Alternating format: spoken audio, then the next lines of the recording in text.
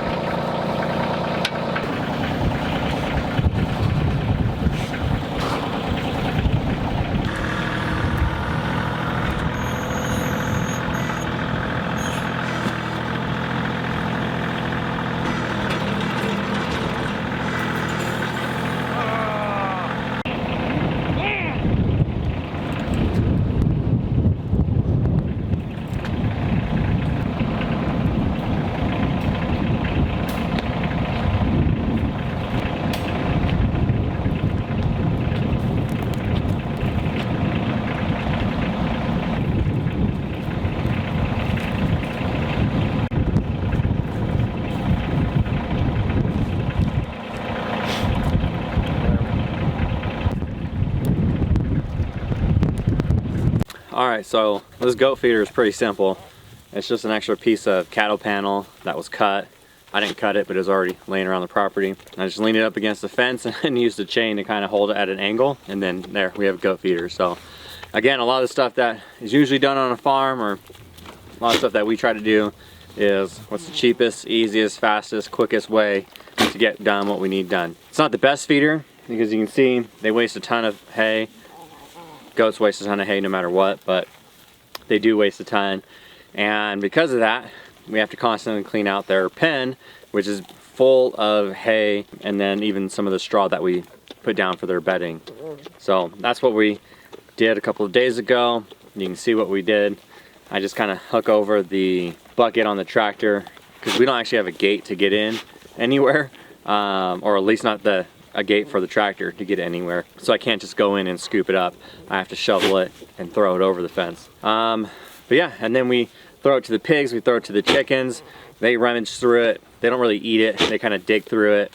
In the summer, it'll have a ton of bugs, maggots, and stuff like that, because the flies and other bugs love to lay their eggs in that. And so that's when we really try to give it to the chickens, because they eat through all of those bugs, and then we don't really have, they help control the fly population. But yeah, it's just one of those chores, sharing with you how we do it, what we do with the extra stuff. We will be building a nice big composter eventually, hopefully before the end of this season, and then we will just be dumping a lot of it into there. For now, some of it goes to the pigs, and they just rummage through it and spread it around, till it in for the organic matter, and then chickens do the same thing. That's it. You guys have any questions, let me know.